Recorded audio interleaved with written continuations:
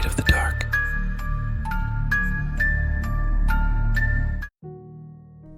There are no normal people who, as they go through life, do not drag along a pile of bitter regrets about what they have done or not done. It is considered normal, and I am not going to argue. However, if you meet someone who doesn't regret a single thing they've done, my advice to you is run away from them as fast as you can. My burden of regrets, as you will soon see, is extremely heavy.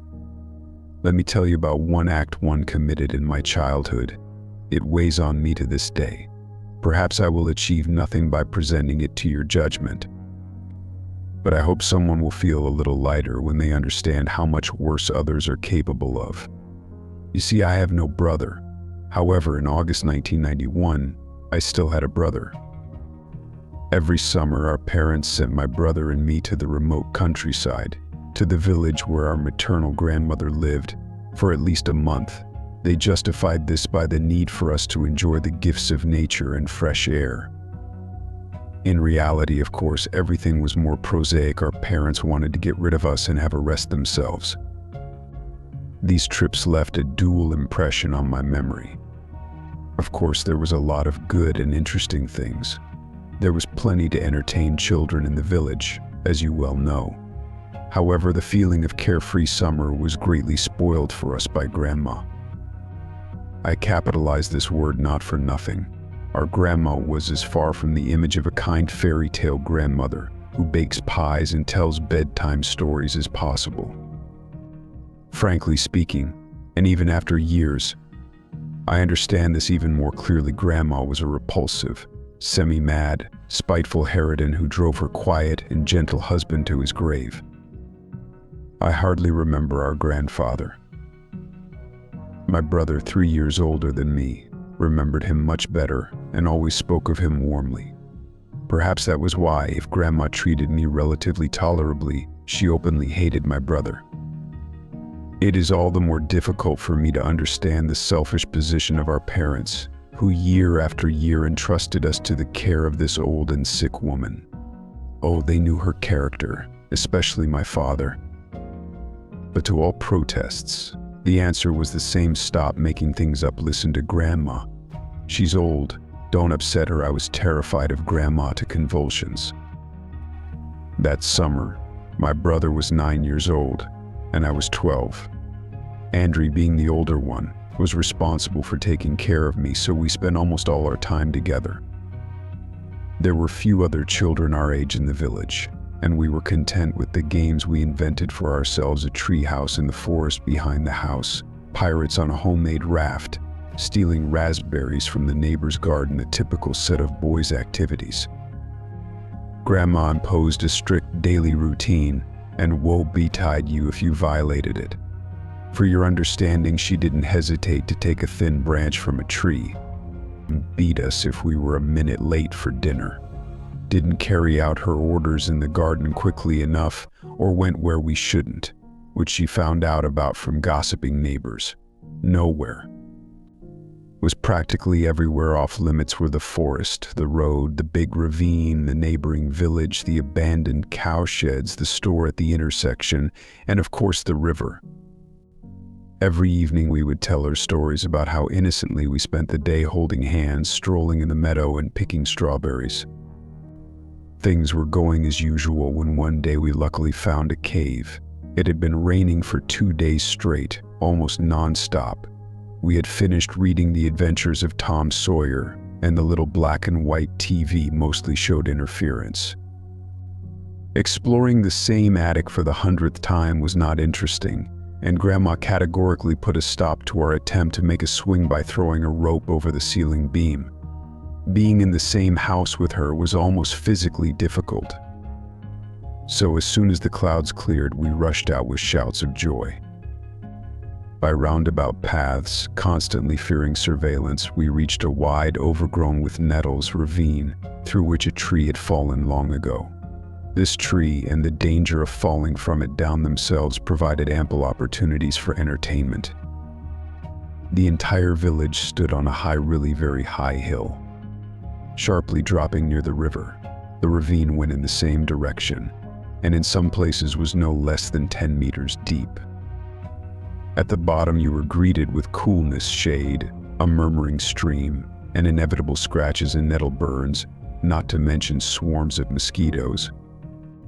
One side of the ravine was remarkable for its swallow nests. There we went, first along the slippery tree trunk after the rain, and then, with no less risk of breaking our necks, under the sandy edge of the cliff, dotted with nest burrows. For some time we tried to see something in the nests. We found a bird's skeleton, and then suddenly the chattering swallows attacked us, swooping down on us in a flock, their wings brushing our hair and faces. Not expecting such impudence from the stupid birds, I made the wrong move and rolled down with a cry. When, clinging to bushes and grass, Andrew carefully descended to me, I was already examining my discovery, forgetting about a dozen fresh scratches in my torn t-shirt. Part of the clay slope I rolled down to about its middle seemed to have slid down under its own weight, revealing a narrow horizontal crack only half a meter wide. It was dark inside. There was a draft from the crack. Perhaps the crack had been there before, but most likely the 2-day downpour had caused the landslide. A stroke of luck for young explorers. We dug in the earth until dinner time and widened the crack enough for me to squeeze inside. Almost immediately, the cave widened into a kind of chamber with walls of damp, cold clay where you could sit freely. There wasn't enough light, but I saw that the narrow passage continued further and seemed to turn. Washing up near the street column, my brother and I swore not to tell anyone about our find. It is difficult to convey our excitement as pioneers. Moreover, now we had the most secret headquarters in the world. This summer promised to be interesting. For 2 weeks, deceiving Grandma, we enjoyed our secret. We had a flashlight that could be recharged from the outlet, and a digging tool was cunningly stolen from the barn. Every day, observing all possible secrecy, we climbed into the coolness of the cave. In the entrance grotto of which we organized headquarters, we made a stock of food, leveled and covered the floor with pieces of cardboard, and cut shelves and niches in the walls for a couple of candles from the nearest store. Our main task was to find where the cave ended. The draft clearly indicated the presence of a second exit. From the grotto there was a narrow and winding passage, initially more than sufficient for a boy but narrowing further ahead. We crawled through it one after another. There was only one flashlight, handed to whoever was climbing first that day. Gradually we widened the tunnel and ventured further and further along the earthy passage. But progress was slow. We covered about 1.5 meters in a day, struggling to push back the excavated clay. Then we had to blindly crawl back, feet first, and this was much more difficult. The width of the passage did not exceed the width of a child's shoulders, and in this dark, narrow space, it was extremely difficult to even breathe deeply, let alone wield a shovel. Several times, one of us got stuck in this burrow, filling us with fear. But each time, squirming and pushing with our stretched out arms, it was impossible to keep our arms alongside our bodies. There was nothing to hold on to. We managed to retreat, after which the digging and tunnel expansion continued. Difficulties did not deter us. We carefully mapped the path we had taken on a double notebook sheet, and at night we whispered about plans for the next day. Overall, the cave curved to the right, as if trying to return to the ravine, and downwards. We encountered one branching, but it ended in a dead end, a collapse literally a couple of meters from the main tunnel. The speleological exploration continued until one day my brother, who was panting louder than usual behind me, said in a muffled voice, "Wait, I'm stuck." Perhaps I am to blame for what happened. I was leading that day. We were about 18 meters from the entrance to the cave. I was so eager to move forward through the difficult section with protruding rocks that I did not properly ensure the widening of the tunnel in that place and crawled ahead myself. My brother, he was bigger than me. He got stuck in a narrow passage and couldn't do anything, absolutely nothing. We didn't panic right away. But when an hour passed and Andrew couldn't move a centimeter forward or backward, trying all our tricks, his voice acquired hysterical notes, and I tried to sniff quieter. After 3 hours, it was well past noon above. Both of us, in despair, were sobbing uncontrollably and screaming for help with all our might, without any sense at such a depth. I begged Andrew to try once again to grab my leg so that I could pull him forward, but he cried that it hurt, that he couldn't breathe.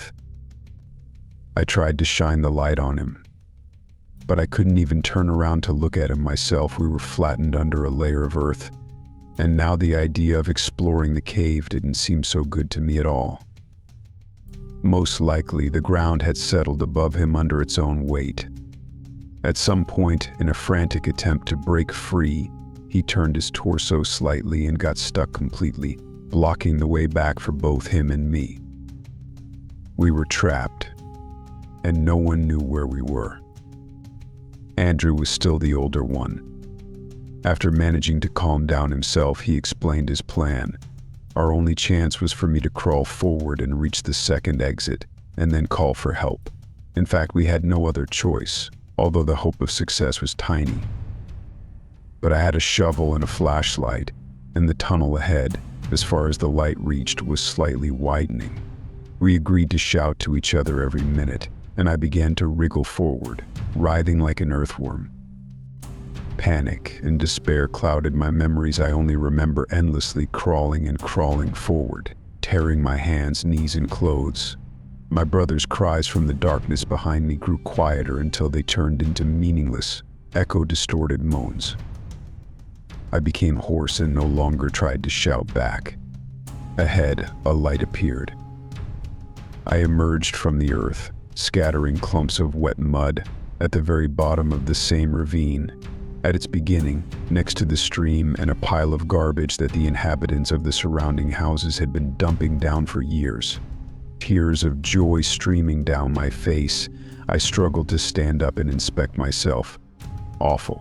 I needed to hurry for help, but where? And what would Grandma say? She'll kill me. She'll kill both of us, completely. Raising my tear-blurred gaze, I saw Grandma's head at the edge of the cliff. She was staring straight at me, dirty and pitiful, violating all her rules, and her eyes were so evil, I fainted from shock. Opening my eyes, I saw the darkening sky above me. We missed dinner time. My whole body ached, and then I realized that I simply couldn't. I couldn't possibly tell Grandma what we were doing and what happened. Yes, I was a coward, a terrible coward. But nausea welled up in my throat at the mere thought of confessing. I've told you before how scared I was of her. Now you understand how much. Dear God, I was just a scared kid. Although, of course, these are all just cheap excuses. Washing alone under the tap, I swore to myself that tomorrow I would save my brother myself. Where's your brother? The voice was creaky, like a pair of rusty door hinges, calm and somewhat cold. Not a word about my appearance or about being late. I hunched my head into my shoulders. I don't know, we had a fight and wandered separately. Hasn't he come back yet? A pathetic, obvious lie. Not yet. Eat your meal. It's on the table. Nothing more was said. I tossed and turned in bed for a long time, imagining my brother there, imprisoned in the cold earth, as if buried alive. Nightmares haunted me. In the morning, I was assigned work in the garden. Slacking off was impossible. I collected bugs in a jar under Grandma's heavy, unblinking gaze, sitting on the porch in her chair. Managing to sneak away only after noon, I dashed through the gardens to the ravine. Just as I crawled into the cave, I heard wailing and moaning. I called out to my brother and crawled towards him, reaching for the soles of his sneakers. Lord, how happy he was to see me. He asked when help would come, and why it was taking so long, and if the adults were gathering with shovels, and something about rope. He was talking non-stop, laughing and stomping his feet. He had been in the tunnel for over a day. and a night alone in complete darkness. Stuttering, I explained to him that help wouldn't come yet. Well, it would. Here I am helping him now. I'll pull him out. I have a flashlight charged. He was silent for a while, then kicked me in the face. I crawled back, trying to convince him that it would be better for everyone this way. He agreed. He didn't have much choice. I dug and dug, ran for a long shovel, dragged him by his legs amidst his agonizing screams of pain. I snuck through from the other side, through the exit by the stream, and when we faced each other, he spat at me. I dug a trench under his chest, told him to exhale, and pulled. I brought him candles and matches so there would be light in his cave. Yes, I already called that place his cave. I brought him water and a couple of apples, then fetched food from Grandma's kitchen. But I couldn't pull him out. Not that day, nor the following ones. On the second day of my attempts to save my brother, he swore he would kill me as soon as he got out of here. He talked about breaking my fingers one by one, about gouging out my eyes with his little knife. I cried, and he did too. I dug the earth, but I didn't have the strength. "Help me," he screamed. As I crawled out of the cave, trying to make it in time for dinner, I heard him screaming and laughing deep inside. Spending another night in the cave, Andrew stopped cursing me, only whimpering softly and refusing to let go of the remaining candle stub in his hand. He drank water greedily. He begged me to tell Grandma everything. He begged, but somehow already without hope. He apologized for saying that I was no longer his brother. We had never spoken like we did that day, in the dim light of the lamp amidst the narrow walls. At dinner, Grandma said that since Andrew still hadn't returned, we needed to call the police. The sin of cowardice is the most terrible of sins, and as you may have already guessed, I didn't tell anyone anything. Half of the village population agreed to join the search for my brother. I lied, saying I had last seen him beyond the gardens near the forest. The forest was combed, our treehouse was found, but Andrew wasn't found. When I reached my brother's cave, he had already used up the last candles I managed to find for him and didn't react to my arrival. I thought something very important for a human was missing from his exhausted, dirty face with bulging, semi-crazed eyes. It seemed he was licking moisture from the walls and chewing on clay. I saw traces of nails and teeth all around. I told him I hadn't brought him food because it would help him lose weight faster and get out. Andrew, without any interest, agreed that it made sense. When I left, he didn't make a sound, just lay there, staring straight into my eyes without looking away. I crawled back by touch, holding the flashlight, and kept looking at his receding face until it disappeared around the tunnel bend. The next day, a sad father and a tearful mother arrived. I sat in my room. I was strictly forbidden to go out. The policeman and my father questioned me again about what had happened. It was disgusting to lie, and it was disgusting that deep down I was glad I managed to avoid punishment. But I was glad anyway. The search continued for 4 days. People came and went, accompanied by Grandma's heavy gaze. Finally, in the evening, Mom came up, hugged me, and said we were going home.